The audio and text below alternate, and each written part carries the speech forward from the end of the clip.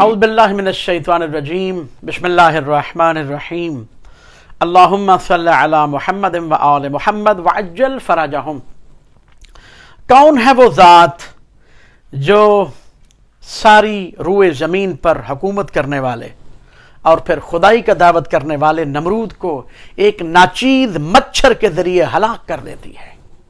کون ہے وہ ذات جو ابرہہ جیسے طاقتور کے لشکر کو جو کہ طاقت سے چور چور تھا چند ناچیز پرندوں کے ذریعے نابود و فنا کر دیتی ہے؟ کون ہے وہ ذات جو اس جدید دنیا کو، اس سائنس سے بھری ہوئی بھرپور طاقت سے لبریز دنیا کو، جو ساری سپریم پاورز کو گھروں پر بیٹھنے پر مجبور کر دیتی ہے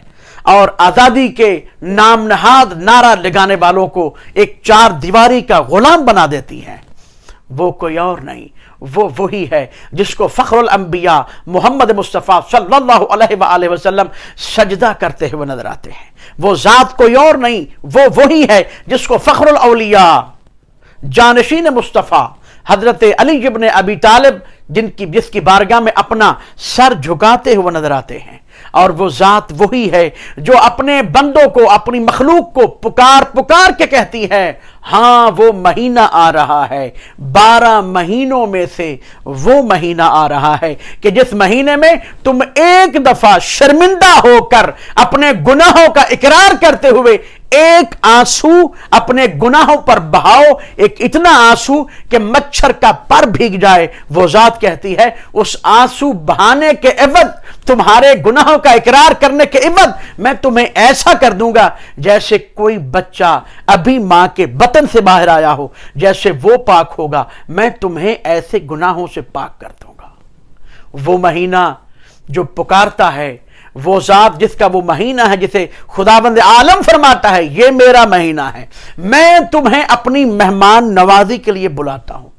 میں تمہیں بلاتا ہوں کہ میرے مہمان بن جاؤ۔ ہم اپنی زندگی میں کئی دفعہ کوشش کرتے ہیں ہم فلاں کے مہمان بن جائیں، فلاں اگر دعوت کر دے تو بڑی بات ہوگی۔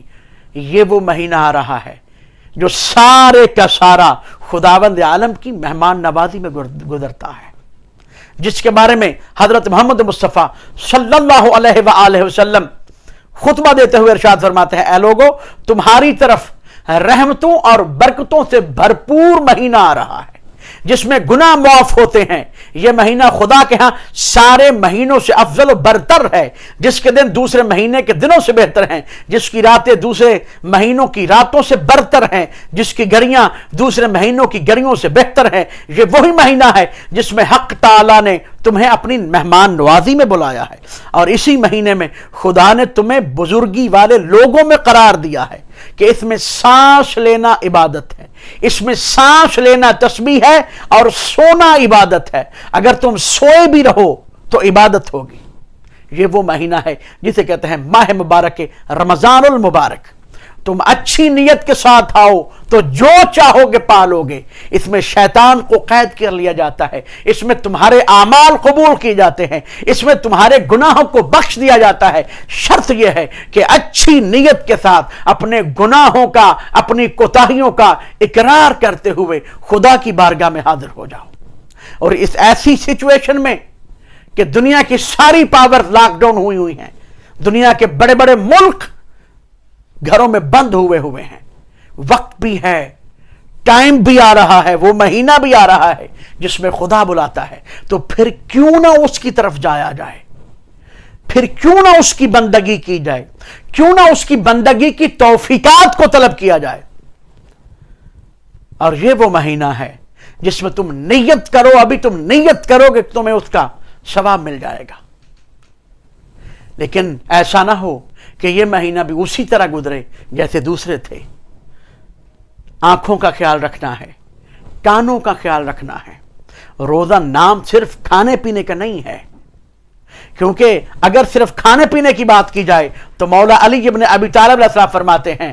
کہ کتنے ہی روزے دار ایسے ہیں کہ جن کے لیے اس میں بھوکا پیاسا رہنے کے سوا کچھ نہیں ہے، اور کتنے ہی عبادت گزار ایسے ہیں کہ جن کے حصہ میں سوائے بدن کی زحمت اور تھکن کے اور کچھ نہیں آتا۔